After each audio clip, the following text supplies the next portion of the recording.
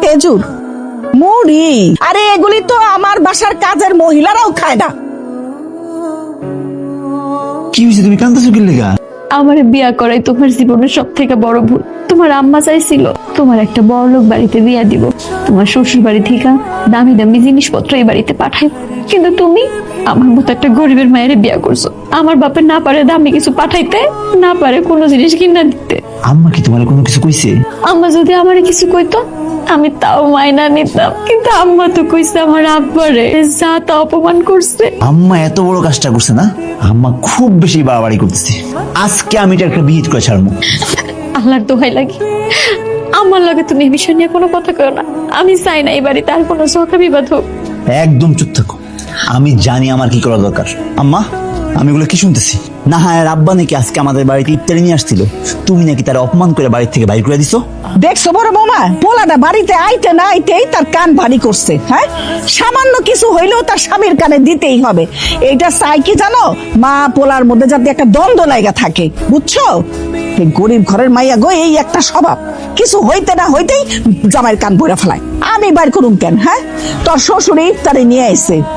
আরে একটা মাইয়া বিয়া দিলে শ্বশুর বাড়িতে প্রথমে ইফতারে নিয়ে গেলে কি কি আনতে হয় সেটা কি তোর শ্বশুরে জানে না? তোর শ্বশুর কি ব্যাককল? মাইয়ার বিয়ার পরে যে শ্বশুর বাড়িতে 2 হাত বইরা ইফতারে নিয়ে আইতে হয় সেটা কি হ্যাঁ জানে না? আনছে 2 প্যাকেট খেজুর, 2 পটলা মুড়ি, আর কি একটু ছোলা, একটু বেসন, এগুলি কোনো ইফতারি হইলো?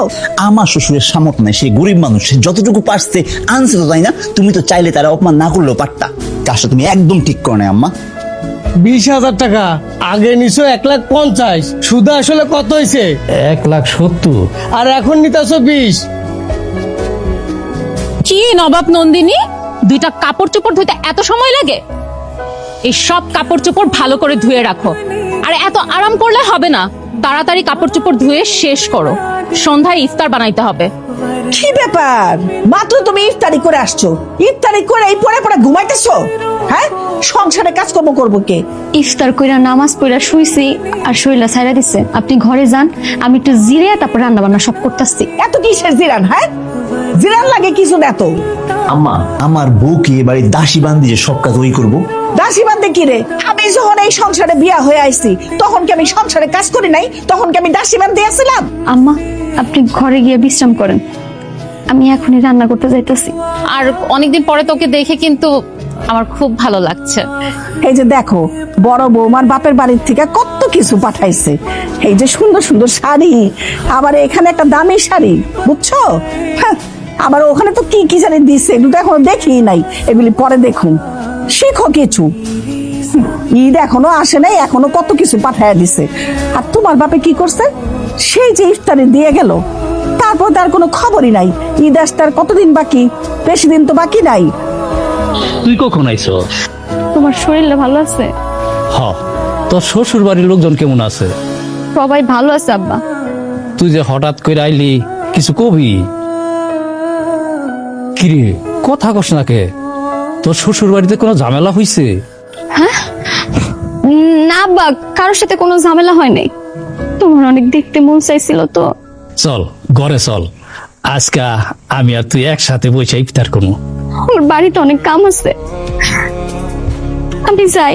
তুই আমার কাছে না কইলো আমি বুঝতে পারছি তুই কিছু একটা কইতে আইছিলি। আমার কিছু টাকার দরকার আছিল। তোমার টাকা লাগবো? তোমার টাকা দেওয়ার জন্য তো আমি এক পারফে দাঁড়ায় আছি, কিন্তু একটা কথা আছে। কি কথা মাদবর সাহেব? তোমার প্রত্যেকবার টাকা দিছি, এমনি এমনি দিছি, এবার আর এমনি এমনি দিতে পারব না। আমার কি করতে হইব মাদবর সাহেব? বেশি কিছু না, একটা সই দিতে হইব। সই দিতে হইব? কিসে সই দিতে হইব?